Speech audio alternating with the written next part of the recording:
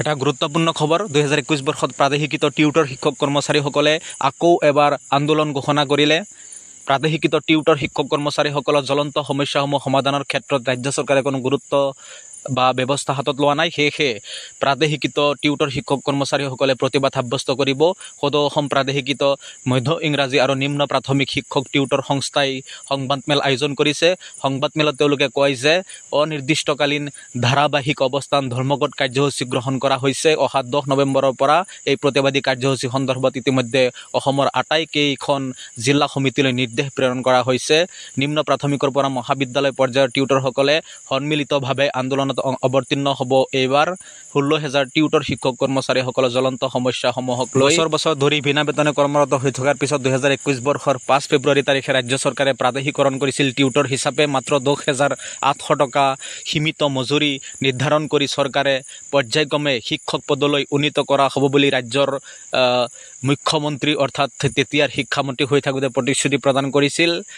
কিন্তু বৰ্তমান পৰ্যন্ত সেই প্ৰতিশ্ৰুতি ৰাজ্য চৰকাৰে ৰক্ষা নকৰিলে।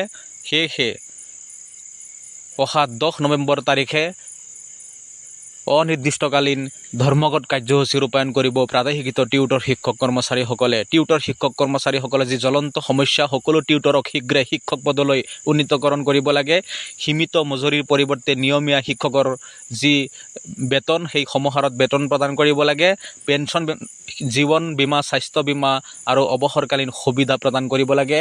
অৱসৰপ্ৰাপ্ত বা প্ৰয়াত শিক্ষক কৰ্মচাৰীসকলৰ পৰিয়ালবৰ্গক এককালীন 10 লাখ টকাকৈ প্ৰদান কৰাৰ দাবী উত্থাপন কৰি আহিছে প্ৰাদেশিকৃত টিউটৰ শিক্ষক কৰ্মচাৰীসকলে। যিসকলে আমাৰ এই চেনেলটো ছাবস্ক্ৰাইব কৰা নাই, তেওঁলোকে অনুগ্ৰহ কৰি চেনেলটো ছাবস্ক্ৰাইব কৰি সোঁফালে থকা বেল আইকনটো প্ৰেছ কৰিব। আকৌ এবাৰ কৈছোঁ, ৰাজ্যৰ মুখ্যমন্ত্ৰী মহোদয়ে 1 অক্টোবৰৰ পৰা টিউটৰ শিক্ষক কৰ্মচাৰীসকলৰ দৰমহা বৃদ্ধি হ'ব বুলি পূৰ্বে ঘোষণা কৰিছিল। কিন্তু অক্টোবৰ মাহ পাৰ হৈ যোৱাৰ পিছত নৱেম্বৰ মাহত ভৰি দিলে, কিন্তু টিউটৰ শিক্ষক কৰ্মচাৰীসকলে দৰমহা বৃদ্ধিৰ কোনো খবৰ নাপালে।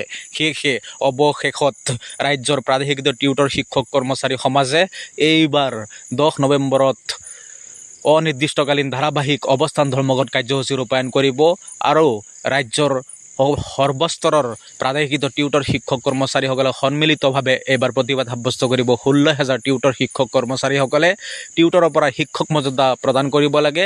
নিয়মীয়া শিক্ষকৰ সমানে বেতন প্ৰদান কৰিব লাগে। টিউটৰ শিক্ষক কৰ্মচাৰীসকলৰ পেঞ্চনৰ ব্যৱস্থা, জীৱন বীমা, স্বাস্থ্য বীমা আৰু অৱসৰকালীন সুবিধা প্ৰদান কৰিব লাগে। অৱসৰপ্ৰাপ্ত টিউটৰ শিক্ষক কৰ্মচাৰীসকলক 10 লাখ টকাৰ এককালীন সাহায্য প্ৰদান কৰিব লাগে। প্ৰয়াত টিউটৰ শিক্ষক কৰ্মচাৰীসকলৰ পৰিয়ালবৰ্গকো 10 লাখ টকা প্ৰদান কৰা